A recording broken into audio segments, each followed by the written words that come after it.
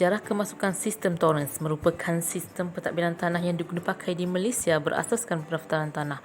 Nama sistem diambil sempena Sir Robert Torrens yang memperkenalkannya di Australia Selatan 1858. Sistem pemegangan tanah mengikut adat Melayu dimansuh dan digantikan dengan sistem Torrens selepas penjajahan Inggeris. Sistem Torrens pertama kali diperkenalkan di negeri-negeri Melayu bersekutu sewaktu kemasukan Inggeris. Pemakaian Undang-Undang Inggeris di Negeri Selat bermula di Pulau Pinang apabila Syarikat Hindia Timur Inggeris memajak Pulau Pinang daripada Sultan Kedah.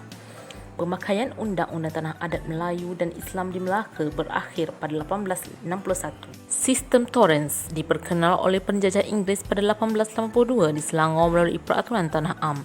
Tujuannya mewujudkan satu sistem pendaftaran lengkap dengan maksud mengadakan suatu pegangan hak milik tidak boleh disangkal. Pendaftaran bagi membuktikan fakta berkaitan hak dan kepentingan terhadap tanah.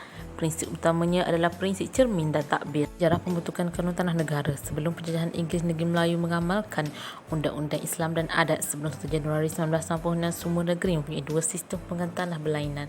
Persekutuan Tanah Melayu mempunyai 7 undang-undang tanah yang berbeza. Itu satu kanun tanah yang seragam dipakai bagi 4 negeri yang dikenali sebagai Kanun Tanah 1928.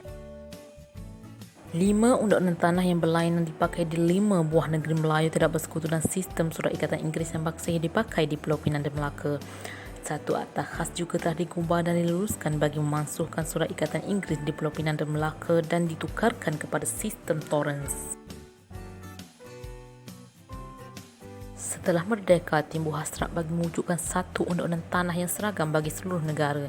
Satu laporan telah dikemukakan dalam tahun 1965 yang menyarankan agar kerajaan perlu mewujudkan satu kanun tanah kebangsaan bagi menggantikan undang-undang tanah yang berbeza yang sedia ada. Dengan itu tubuhnya Kanun Tanah Negara. Undang-undang tanah utama di Malaysia ialah Kanun Tanah Negara mula dikuatkuasakan pada 1 Januari 1996 bertujuan menyeragamkan sistem pemegangan dan urusan tanah yang berbeza. Merupakan akta yang diperuntukkan Parlimen dikanunkan mengikut Perkara 76/4 Perlembagaan Persekutuan. Semua perkara berkaitan pengurusan tanah di negara ini tertakluk kepada satu perundangan utama iaitu KTN 1965. Tujuannya bagi mengadakan satu sistem pemegangan dan urusan tanah yang seragam. Dengan adanya KTN dan Akta Kanun Tanah Negara, kesemua negeri di Semenanjung memakai sistem tanah yang sama iaitu sistem Torrens. Siasah syariah memainkan peranan penting dalam KTN. Suasana masyarakat dan zaman yang berubah memerlukan satu penelitian terhadap hukum yang lalu bagi melahirkan maslahah.